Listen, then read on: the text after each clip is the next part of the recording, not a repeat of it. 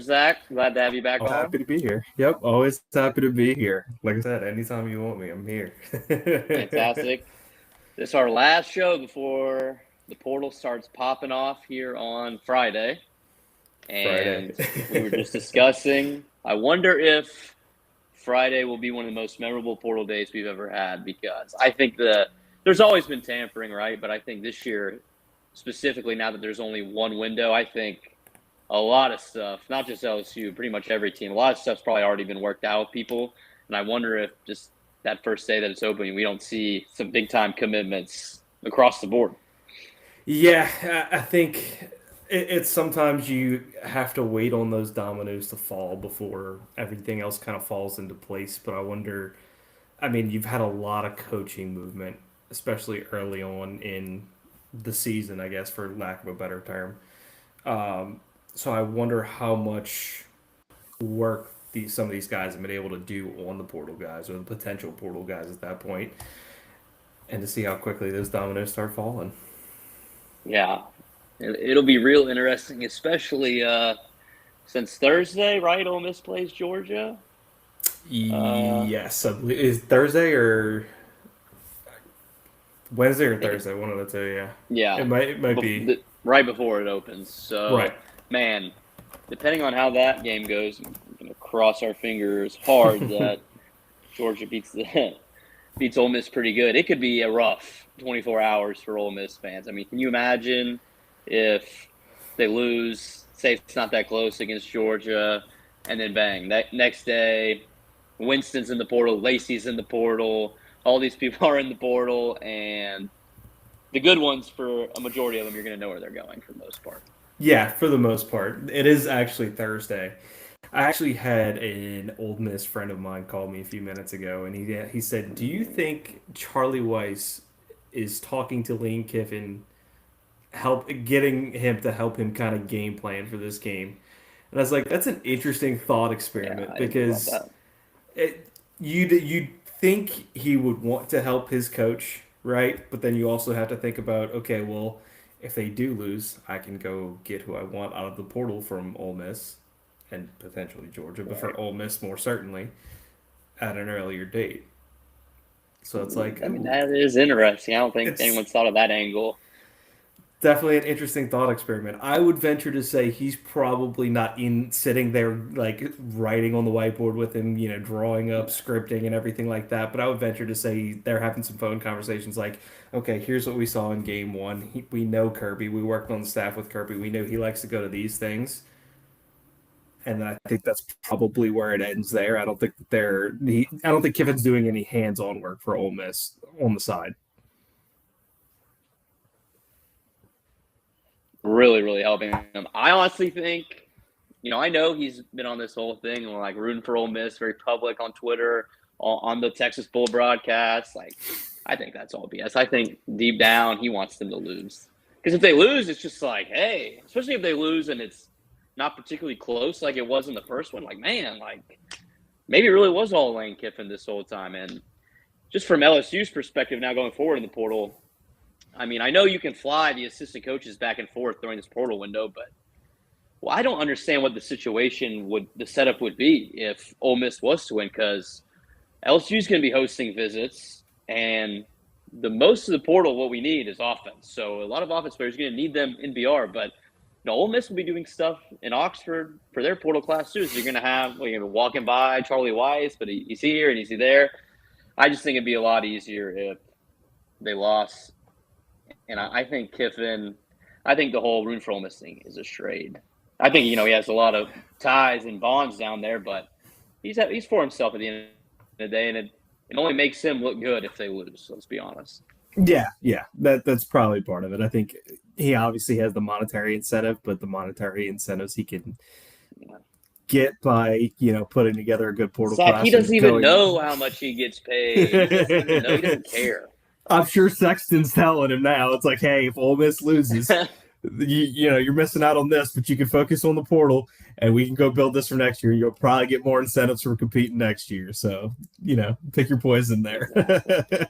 Exactly. Well, he doesn't know. Yeah, he doesn't care about that type of stuff, Zach. No, I mean, that's the game I've had circle for a long time. Like, man, I'll be the biggest Georgia Bulldog fan of all time, just like I was the biggest Alabama Crimson Tide fan on that Iron Bowl, just because it just makes everything so much easier for us.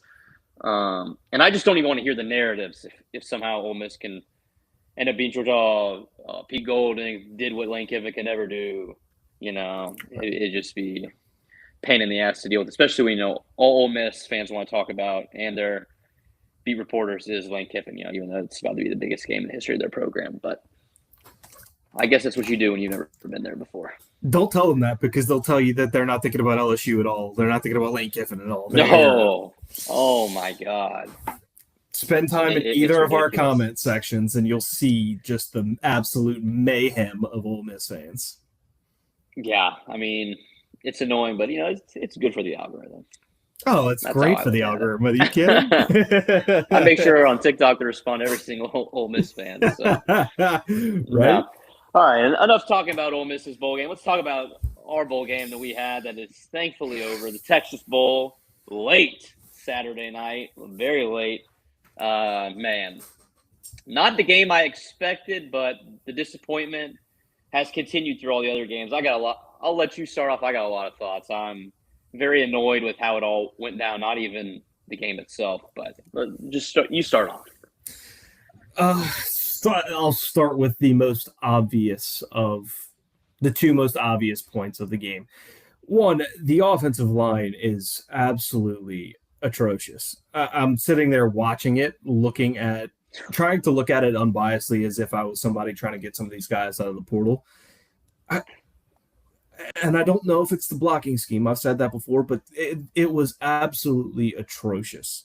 I'm seeing guys getting manhandled, people missing blocks left and right, and it's not acceptable at all. That's the worst LSU offensive line I think either of us have seen in our lifetimes, and that's by a long shot probably. And then the second point for me was, and I'm going to read the stat, and I saw a lot of people saw me post the box score breakdown. Harlem Berry, 3 carries, 45 yards, long of 36.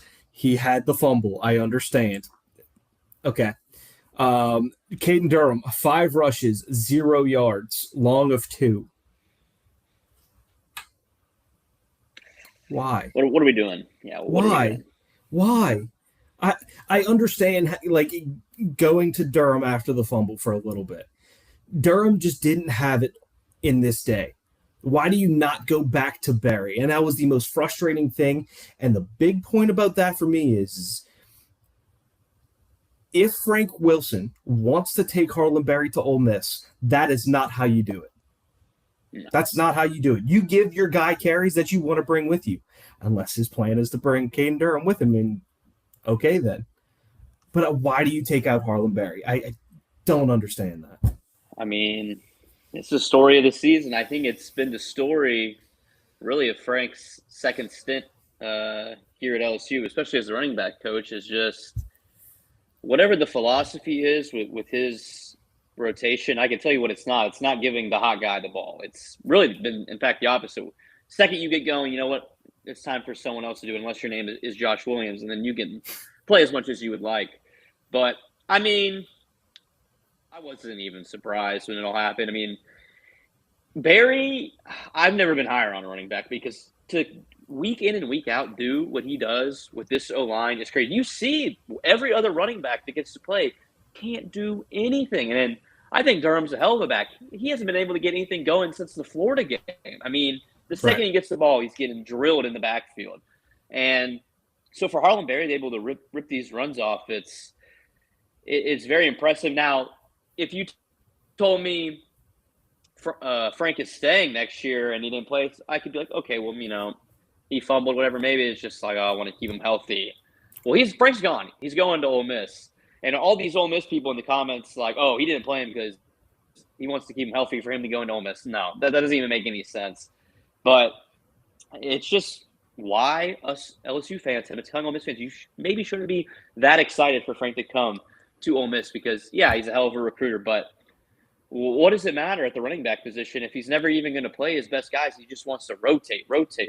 And I think that room and who got to play was really emblematic for me of the whole game. Is just you took the one good thing that the bowl game gives you, and you just completely threw it out the window, which the bowl game, no one, it doesn't matter. Yeah, maybe Houston fans cared because, they can beat LSU. Fine.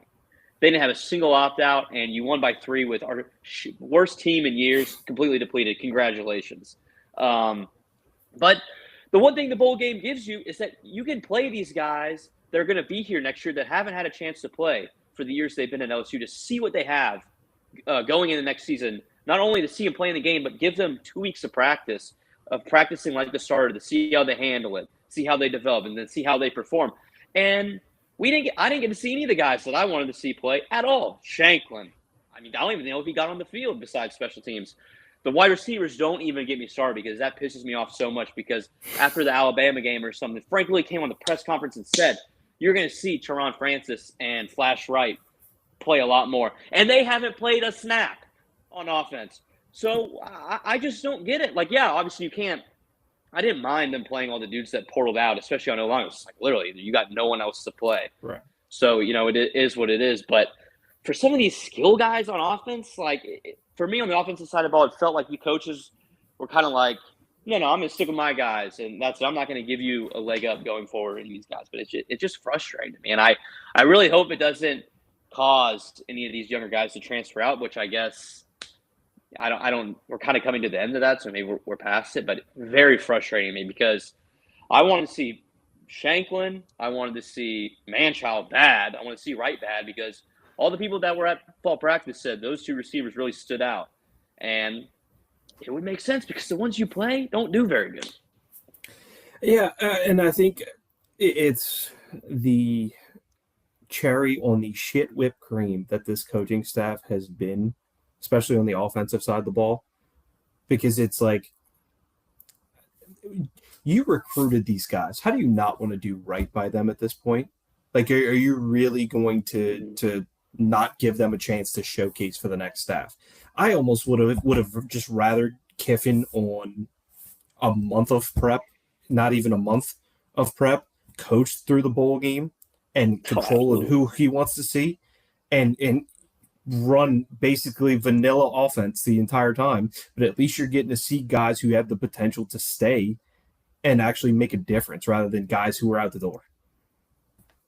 Yeah. Defensively, I think they just had to stay as consistent as you can with missing, 5, 6, 7 starters? Yeah. The defense, they kind of got butchered, but I don't know. There's so many opt-outs there. I don't really care. Pickett struggled a little bit, but, I thought Woodland played good. Mm-hmm. And Pickett was pretty much matched up with their best player. And that tight end they had is a beast. Yeah, he is. Props to Houston, right? No opt-outs. Right. The game meant something to them. But like I said at the beginning, we give us our full team as well. I don't think it's much of a game. It was good to see some of the special teams, though, besides Rama. And another thing, why not give Burrell a kick, especially after Ramos's miss? Or I don't know. I was screaming that. I think I was sitting there watching the game with my father-in-law, and he understands football and understands everything, but he's not originally from Louisiana, so he's not a massive LSU guy. And I'm sitting there screaming, why not Aaron Burrell? Why not Aaron Burrell? And I think he kind of looked at me like, what is he talking about? It's the backup kicker. Right. It's the backup kicker. I want to see the backup kicker.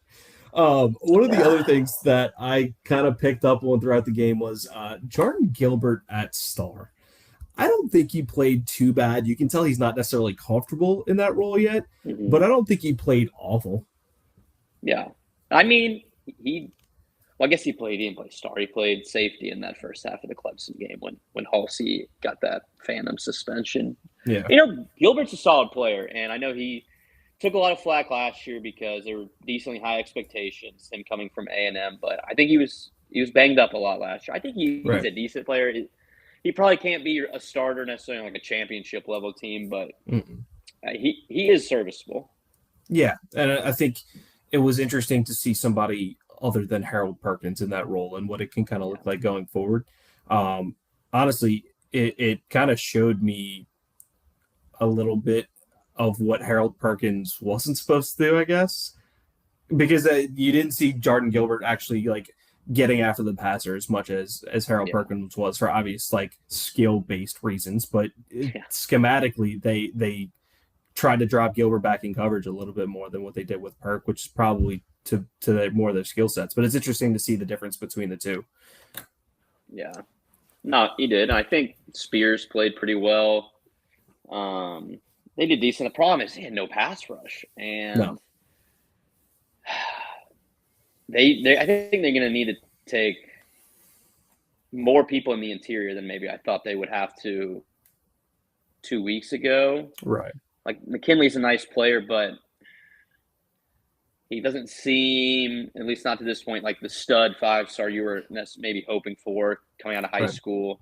Not to say that he can't develop more, but we can't take that risk because I think you know how important it is. And Gooden got hurt, right, during the game. I don't know if coming back. Yeah, I think so. Like I remember at the beginning of the year, I felt like Patrick Payton was unblockable at the edge. But, when you lose Relaford on the other edge and you got a couple opt-outs on the interior, and then Gooden goes down, it seems like the ends really got neutralized down the stretch, especially in this bowl game. And I don't know if you saw, but I think Jabari Butler has announced he's going pro. He's not coming back. So I think D-line is going to be one of these like O-line where you're really going to need to take a fair few guys. And I like to think like, hey, I love Shanklin, but I've seen him for like 10 snaps. So wouldn't it feel great maybe going into next year if you're telling me he's one of the starting DMs? So it's just one of those things. I think you're going to have to at least get one really good edge. Yeah, you're going to need quite a few edges, in my opinion, especially to replace the production that you had. I mean, Pyburn wasn't necessarily a pass rushing edge. He was more utilized in the run game, but still, you saw the effects of that. I mean, Houston rushed for 126 yards with their main running back, who's an absolute dog, by the way. But you need that interior, and you need that run stopping ability as well in the center. And it's, if anything, defensively that you can take away from that game, missing all of those guys, is that you're probably going to need to overhaul the defensive line too, and that's sucks to say, but I can't say I'm surprised based on what we brought in this year. Right. No. I mean, they're going to have to bring in so many guys across the board. Yeah, but I guess that's kind of the new era of college football, and when you have a coaching change, it doesn't matter how exciting, even Lane Kiffin is probably the most exciting person they could have brought in. The relationships they carry, so at least you're not Auburn and you have 28, 29 guys in the portal. I mean, that's at least you're not that bad with portal exodus, but you're still going to need a lot of guys in on both sides of the ball at this point. Yeah, I don't know what's going on with Auburn. They're getting crushed right now. Poor goalish. Yeah, seriously. He had a chance to really get going, and he's already getting drugged. And who knows what's happening there? I mean, that's a tough job to begin with. And I mean, it was always Coleman was going to hit the portal. Yeah. Coleman was going to hit the portal probably, and then you had seen you had posted something about what Auburn, I guess it was 24/7 or On3, one of the two. I can't remember which message board it was. I think it was On3. Yeah, talking about why some of these guys were leaving and that they were basically told to get out, and that's wild. But I guess if you're goalish and you got to get out the guys that you don't want around and don't want to be a part of your culture, then that's what you're gonna have to do. But you're just gonna have to expect to be awful next season.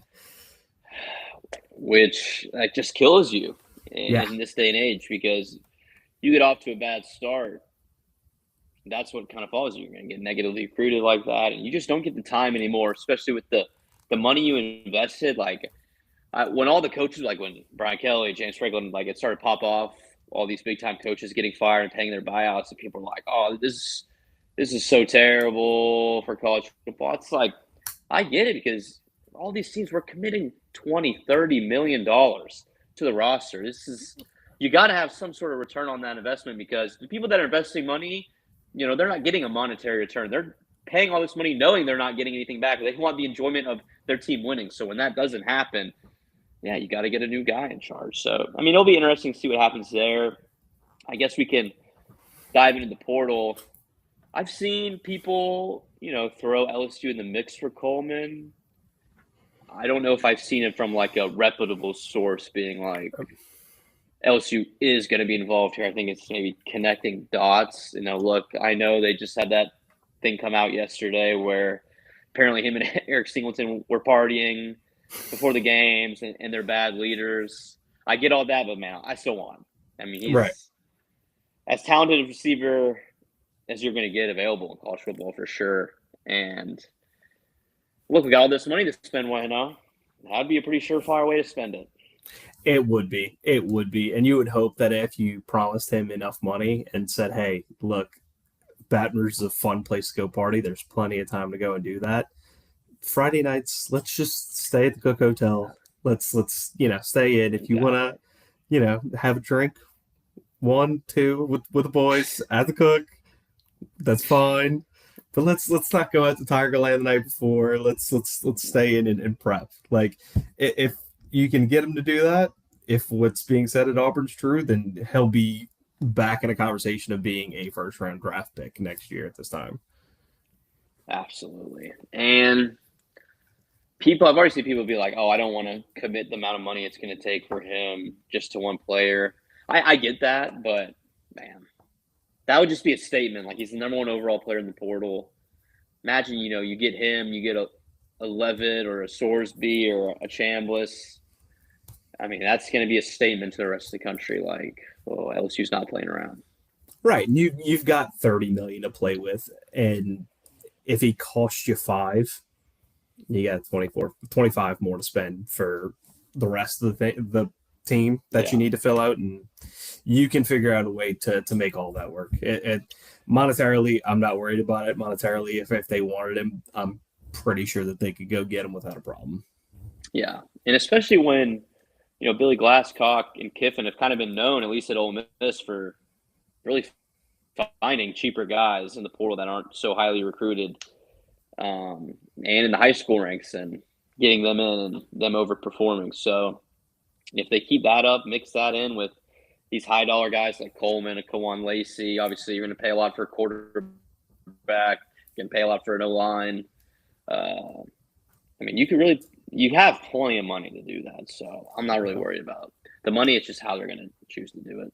Right. And if they decide to not take that route and not drop a bag on him, then I'm completely fine. I think what you saw from Kyle Parker in the Houston game was very promising. And if you can get another guy or two on the side of him that you're confident in, whether that player's there or if you're getting that player out of the portal, then by all means, like I think you have something in Kyle Parker that you can kind of stave off spending big money if you really wanted to, and make him, a focal point of the offense going into next year. Yeah, absolutely. And I've seen, there's already been reports that sounds like it's for that Michigan State receiver who's pretty highly rated. Mm-hmm. It's between us and Notre Dame. And I saw another report that or at least in contact with a UAB receiver that hit the portal. So, you're already talking to several guys, and I know if the rumors are true about some of these Ole Miss players that are coming, that Winston, that receiver, I saw, I don't know if it was Tiger Bait or some LSU or Wisconsin or some big LSU place. Instead of you have Kyle Parker, we have some of these young guys that looks like they are going to stick around, that at least people that watch practice, they've really flashed before. So, like you said, if they don't choose to spend all the money on Coleman, I'm not worried about the receiver position the slightest. Yeah, no, especially with how Trey'Dez Green performed as well. I mean, that might have been the best Trey'Dez Green game we've seen all year, if not the entire time he's been at LSU. I mean, getting him in, obviously being the size that he is, he's going to be an obvious red zone target, but seeing him being able to work in space on a consistent basis throughout the game was fantastic. And you incorporate that into an offense with the spread at tight end. That's going to be a fun thing to watch. I think Trey'Dez Green might be the biggest beneficiary of Lane Kiffin coming to LSU just because of his skill set and his background being a basketball guy. He knows he's going to run because of that basketball background. So you incorporate him in the tempo spread. I think you can have a solid target there and means you can focus on receivers a little bit less. I mean, I'd be shocked if in a year from now we're not sitting here like he's not a surefire top 15 pick going into the 2027 draft. I mean, I think he's going to do so well under Kiffin. And honestly, anybody that catches the ball, anyone on offense, to be honest, you're going to benefit so much. I mean, you can literally only go up from here. We had the worst offense in the SEC. So, Trey'Dez got to be pumped. And he always shows out in the bowl games, man. Same with Chris Hilton, man. Chris Hilton had his best game as well, man. We're going to wish Chris the best. Yeah. One of those LSU careers you'll look back on and just be like, it just never came together for him. But it sucks. But I think he could do something in the NFL. Yeah, I agree. I think he's going to go test at the combine, and he's going to blow scouts out of the water. And they're like, we got to take this guy. And he'll be a day 2. He'll probably run like a 4.3 flat. Yeah. Right. Maybe less. I mean, he's wise, especially without pads on. So. Oh, yeah.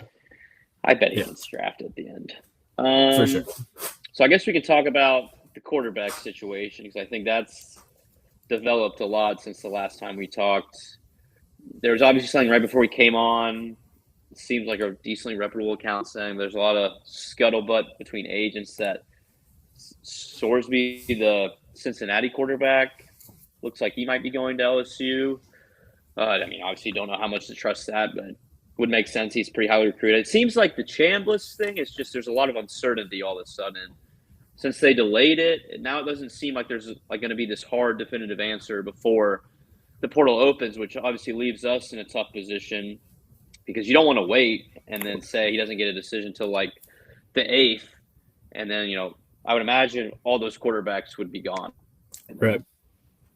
Yeah. So I am getting less confident in Trinidad getting his waiver, especially after the delay and what they were looking into for the delay. And it's nothing to do with what the facts are, really. It's more that the NCAA is just a crock of shit when it comes to this kind of stuff. So I'm less confident in that. So if they do pivot to somebody like Sam Levitt or Sorsby to fill that older, more experienced guy role, then I wouldn't be surprised. And it would suck to see them miss out on Chambliss, but if that's how it has to be, then it's how it has to be. No, actually, I would suck because he's far and away my number one guy. Just because we've watched him operate in the offense and know exactly how good he can be. There'd be no learning the system. He could roll right in, especially in a year where you're going to have so much change. It'd be great if the quarterback was already like a master of this offense they want to run. But I mean, obviously agree if you're not going to have clarity on him and you don't have some hard deadline, then you can't take that risk because if you don't have a quarterback and for whatever reason, if Michael Van Buren was like your starter rolling in the next year, it's really going to dampen expectations. But I mean, just some of the other options. You said you watched some of Sorsby. What did you see out of him? I don't know too much about him.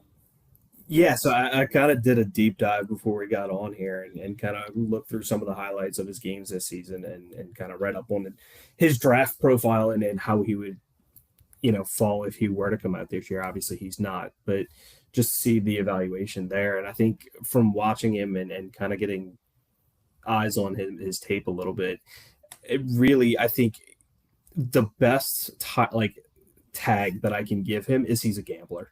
Like he's going to make some crazy tight window throws and he's going to attempt to make it. Sometimes it works out. Sometimes it doesn't. The game that I focused most on was the Arizona game, which is probably his worst game of the season where he threw 2 picks. Both of them were, the first one was a tight window ball that just kind of got tipped up and picked off by the other defensive back in the area.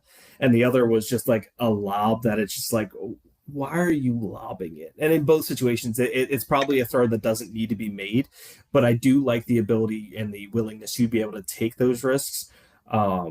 As a runner, he's an extremely capable runner. his stats are actually very similar to Jackson Dart when it comes to rushing. Um, he's a little less accurate of a passer completion percentage wise than what Dart was. But I think it's a similar style, like where he can have the designed runs if you really wanted it. So I think that's probably something that you are going to get with him that you may not get with, you know, a Sam Levitt or trying to think about somebody else who's in the portal that would fit that same mold. I don't necessarily remember Arizona State running a whole Lagway. lot. Yeah, Lagway's not going to do a design run either. So I think that's one leg up that Sorsby probably has over those two. Yeah, nah. I only saw him in like the first game they played against Nebraska in Arrowhead this year, and I honestly wasn't super impressed. I remember for that game, I kind of thought he blew it at the end on that last drive. But look, I mean, whoever they identify, it's just roll with whatever they think. It'd obviously suck if Chambliss can't come, but Right. I know with Levitt, like there is some injury concerns with him. He'll probably be more expensive as well Mm-hmm. than Sorsby. I mean, it would be quite the pull to get Sorsby because I know coming out he's considered like a tech lock because like his girlfriend just committed to play volleyball there, Right. so people are reading the tea leaves. So it would be a good get. And obviously, if that's the route they go, then I can get behind it. If you woke up tomorrow and it came out like Lagway was coming to LSU, which one would you be less excited about, Lagway or Sorsby? Which one were not excited but concerned? Which one would you be more concerned about? It's a tough question because I think they're really really similar in their style of play, minus that design run play call.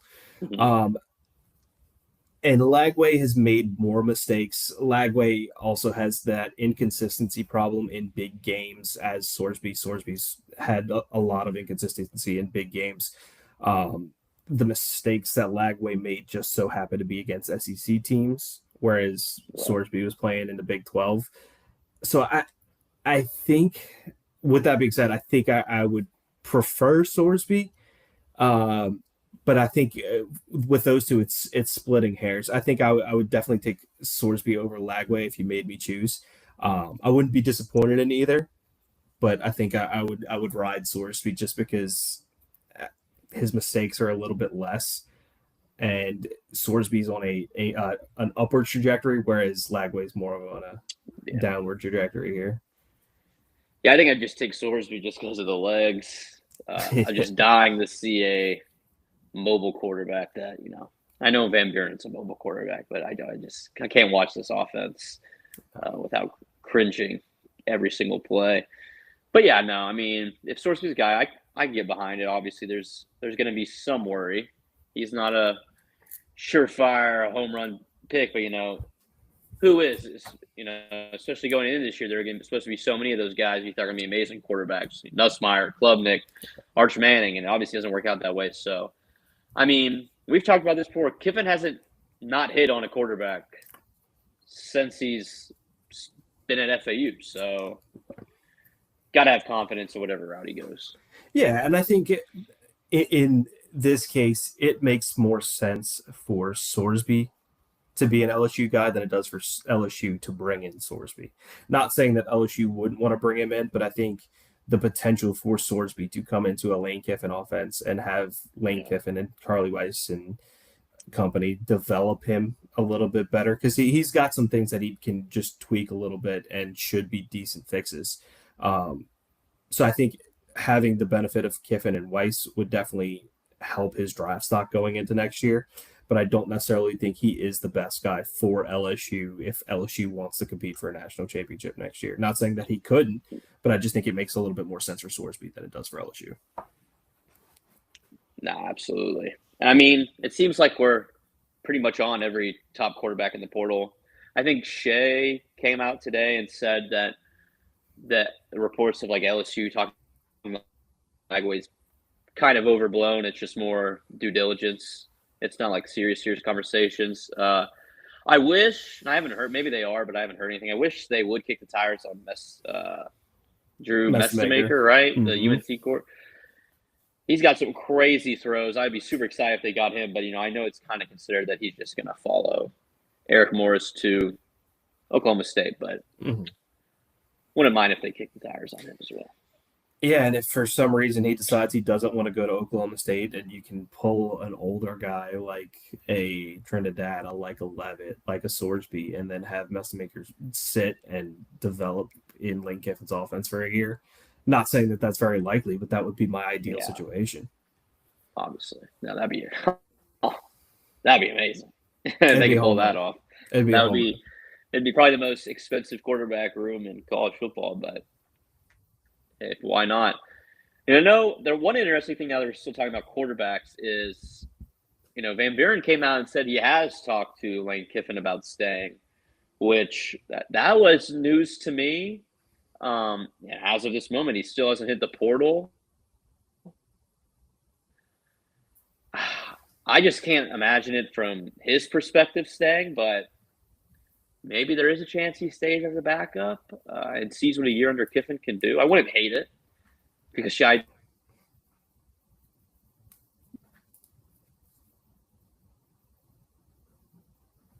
if he leaves, so. Yeah, I mean he's got 2 more years, so I wouldn't be. I could see them trying to get a 1-year guy, and then kicking the tires and seeing what they have in Van Buren next year, if that ends up having to be the case.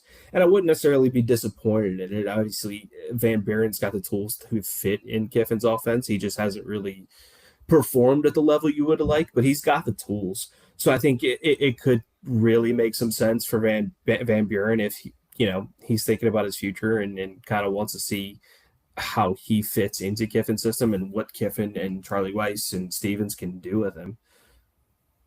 No, absolutely. I mean, I guess when you think about it, Van Buren played his best ball, what got him the big contract to be the man in waiting at LSU at Mississippi State under Jeff Lebby, who at one point in time was Lane Kiffin's OC. So, maybe it's not as far-fetched as we think that he could potentially be a guy in waiting. And like I said, you're probably going to have a hard time. Like, we were going to need multiple quarterbacks. It's going to be relatively difficult to be a guy to be like, hey, you're going to be the number 2 or number 3 to have any talent. So if he's interested in that and Kiffin sees something in him, like you said, I can get behind it. Yeah, and I think maybe the most realistic outcome of this whole close to recruiting for this offseason would be, okay, you get, a 1-year guy who's probably going to get drafted next year, whether that's Levitt, Trinidad, Sorsby, whoever. You get somebody who's probably only going to be here for a year. And then you have Michael Van Buren backing him up. And then maybe you can go find some 3-star quarterback out of high school that you can say, hey, just come be a backup for us and see how things go and see if we can develop you into what we want you to be.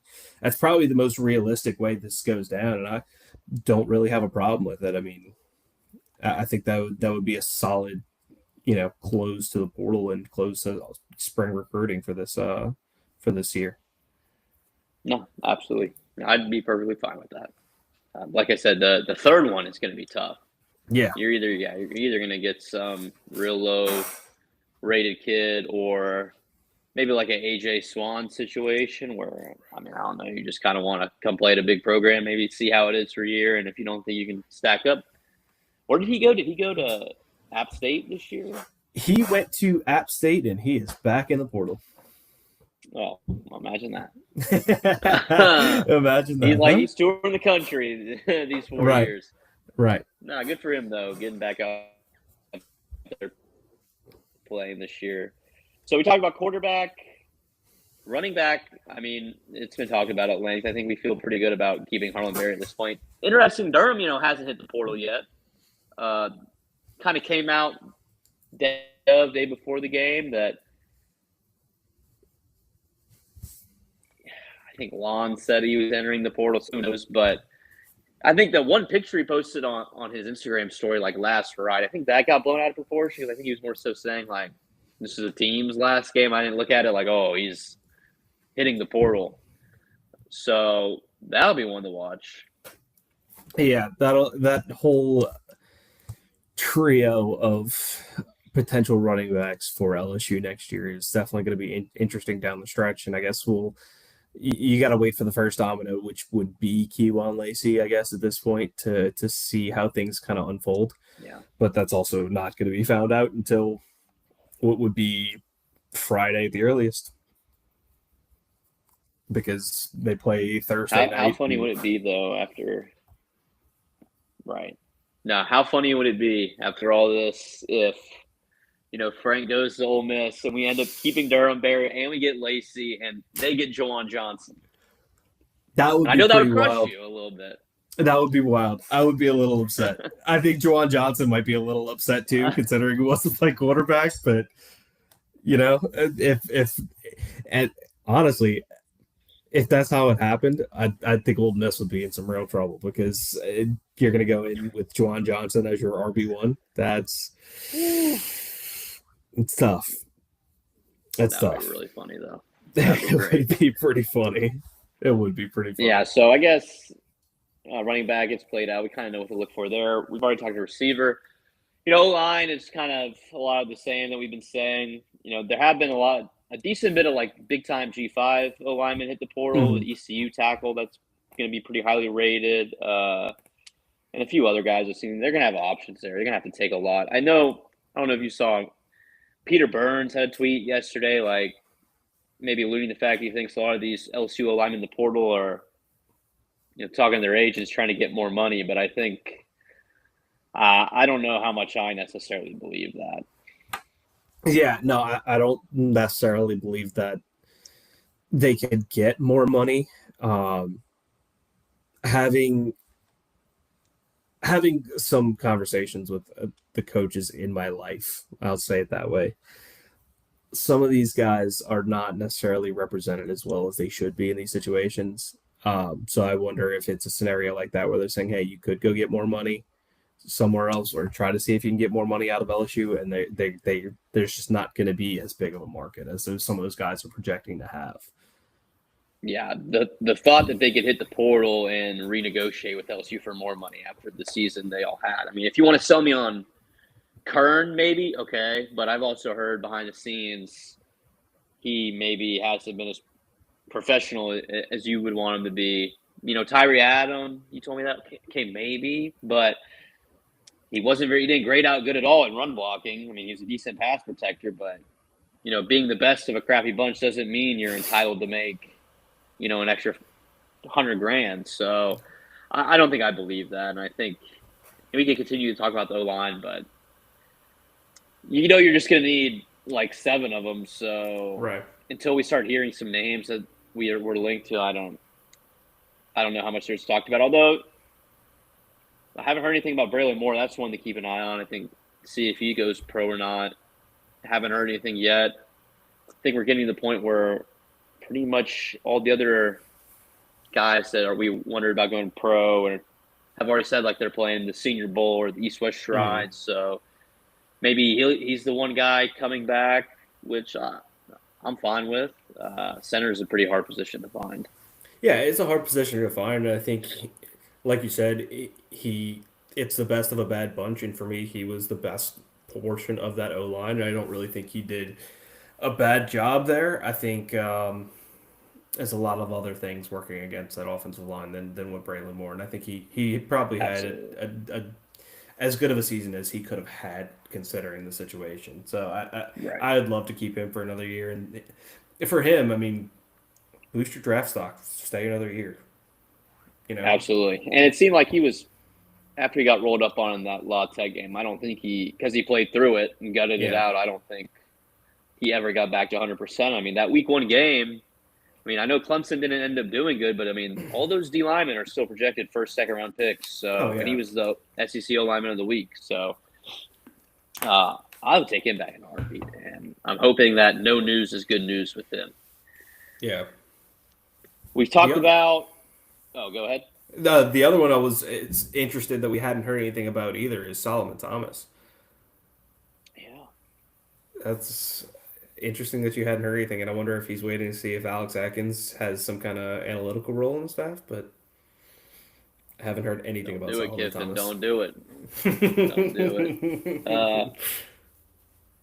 it. We've talked about it ad nauseum. He's a huge Alex Atkins guy, but it could be a scenario where it's like, hey, what big major program has been knocking on the door to get Atkins to where you would maybe want to follow him if you can think you can play at this level? So, yeah, why not stay? So that could work in our favor. It is interesting. A lot of these offensive coaches, especially like a guy like Hankton too, they haven't taken another job yet. Like, Frank's got another job. A lot of that coaching staff, especially at the big major P4 level, have already been filled, and kind of tells you all you need to know about what other people think about our offensive staff. Only Frank is really getting picked up here. Frank and Sloan. Shout out Kentucky for taking that one off our hands. Shout out Sloan. See how that works out. Yeah. Guys.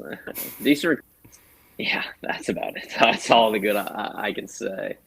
Yeah, but I'm super interested to see where Atkins, Brad Davis, Hankton.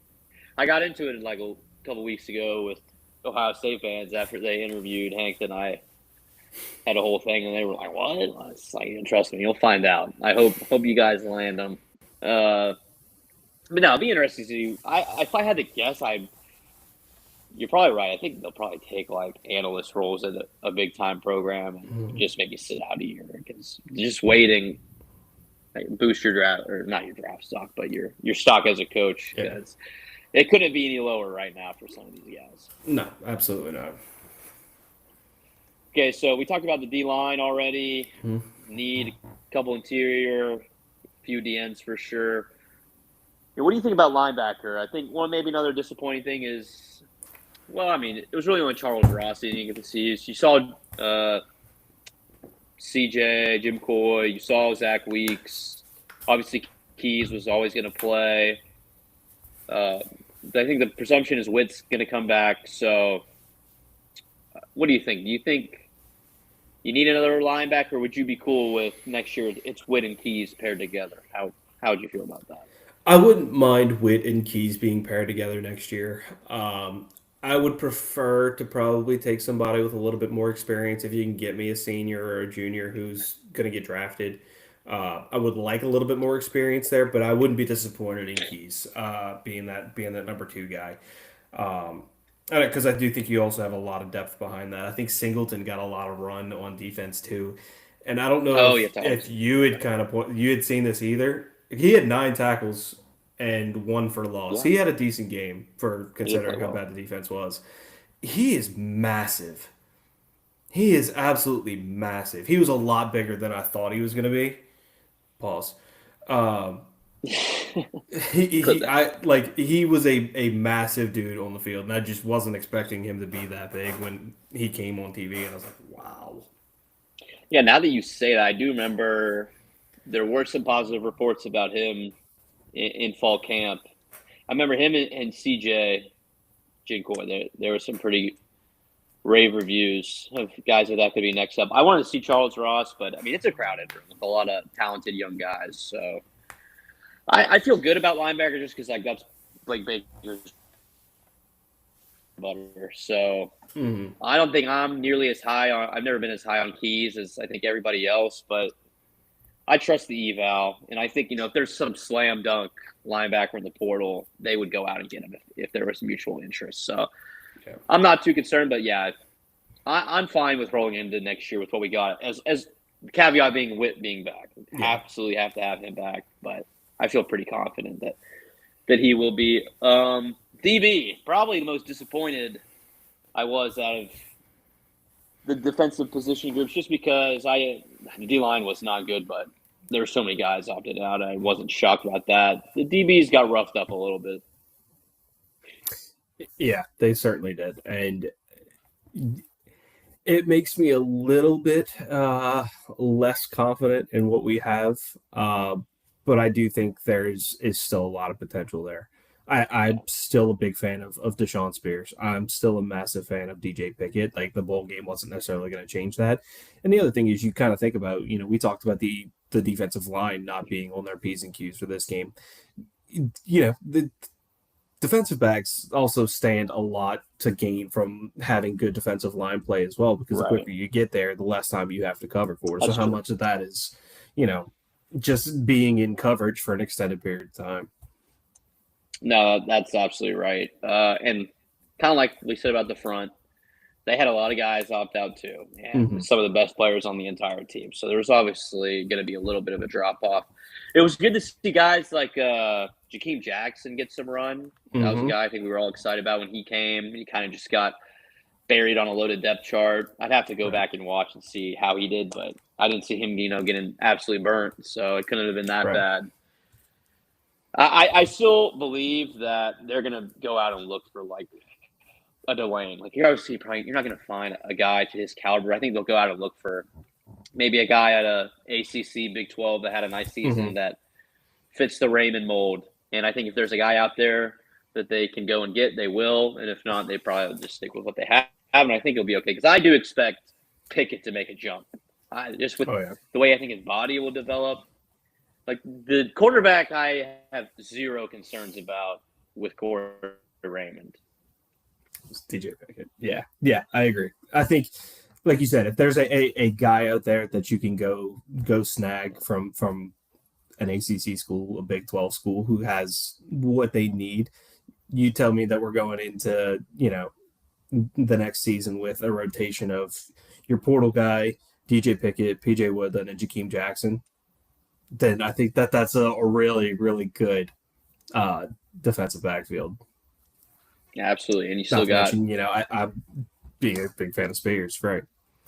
Spears, yeah, and you still have the freshman. You would have Finney, so who knows how good he'll be off the bat. So yeah, I'd be perfectly fine with that. And then Toviano hit the portal. We had kind of been assuming that would happen, so maybe you get some depth there. But that'll be one that a Halsey replacement is going to be really important, because he was a massive contributor this year. Yeah, and I'm happy we'll probably have DeMarcus Cooley sticking around as well. Yeah, high on him as well. He laid the boom in that game. He did. He's a headhunter. I appreciate that. Oh yeah, bring the intensity to bowl games. Much needed entertainment. I guess we can close it out with some special teams talk, because why not? It'll be interesting. I mean, I really haven't even thought about it. I think Chadwick will be back, right? I don't think he's out of eligibility. I think he's a junior, so I think he'll be back. He kind of waned off at the end of the year, didn't do quite as good, because he was crushing in the beginning. But, I'm fine with him coming back. And then kicker, it'll be interesting. I mean, we'll finally maybe get a look at Burrell. I don't think anyone's really talked about going after kicker in the portal, but you never know. That'll be one to watch, I guess. Yeah, you never know. I had seen somebody connect us to some kicker, and I was like, it's a kicker. You always need one. You always need a good one. But all right, what's his percentage? That's about all I can get. And not knowing enough about Aaron Burrell, which we would love to have seen in the bowl game. But yeah, that kicker, we'll see. I'm more concerned special teams wise with who's going to return kicks and punts next year. Yeah. I'm trying to think. Because of all the guys that did this shirt. Yeah. Xavier Thomas, Barion Brown. Who else? Anybody else returning a kicker or punt this year? No, I don't think so. Because they would never let Jelani Watkins do it, and he's gone in either way. So Aaron Anderson could also do kicks and punts too, if I remember correctly, and he's also gone. So gone, yeah. Gotta find somebody. Yeah, I'm not sure. Return. Probably someone not on the roster, if I had to guess. Right. Because we lost a lot of our speed demons this year, but it is what it is. For those college football. Did Chris Hilton ever do anything this year? I don't know, but I don't know why he wouldn't have. That feels like that would have made a lot of sense. I don't know. There was something. He didn't really get a lot of run. No. I don't know. There's just go ahead and put a question mark over his name in the LSU book of history because I'd like to know what went wrong. Yeah, that's always going to be a question mark. I wonder if Michael Turner can do some punt and kick return and if he's going to stick around. That would be interesting because I know he's got a lot of speed. He's a guy who played both ways, so I'm sure he can do a job at special teams as well. So, yeah. I mean, I think after the last few years, all LSU fans really want is a guy that's going to catch the ball because we have had those seasons where it's clearly cost us games. I mean, I'll never forget being in the stands we got our ass kicked against Tennessee in 22, and Jack Besh managed to fumble the opening kickoff, drop the opening kickoff into Tennessee. Yeah, I've never seen that on any level of football in my entire life. So, and obviously the Florida State game, really that whole year was just an experience. Yeah, that was fun. Just catch the ball, please. Just catch the ball. I know it's hard. Just catch it, please. I know, please. You're getting paid a lot of money, so this is the least we can ask you to do. All right, Zach, you got any closing thoughts as we go march into this portal open window? No, I think we got as much as I had in my brain for going into January 2nd. I'm ready for it to get rolling. Yeah, feels like we've been saying the same things for the last month, just waiting for this thing to actually open up and see what happens. But we'll obviously have a very close eye on the Sugar Bowl and go Dogs. And then, be on high alert. Yeah, go on high alert January 2nd. Can't wait to see Kiffin's social media this Friday. Should be super exciting. I have him on notifications. Absolutely, got to. But he tweets all the time. That could be a little overwhelming on the home screen. Yeah, it does. But it's fun to see him trolling people. So. Oh yeah, absolutely. All right, Zach, appreciate you coming on. I'm sure we'll do this again next week, and probably have a lot to talk about. So that should be fun. Can't wait. See y'all then. All right, ladies and gentlemen, thank you all for watching. Tune in next time. See ya.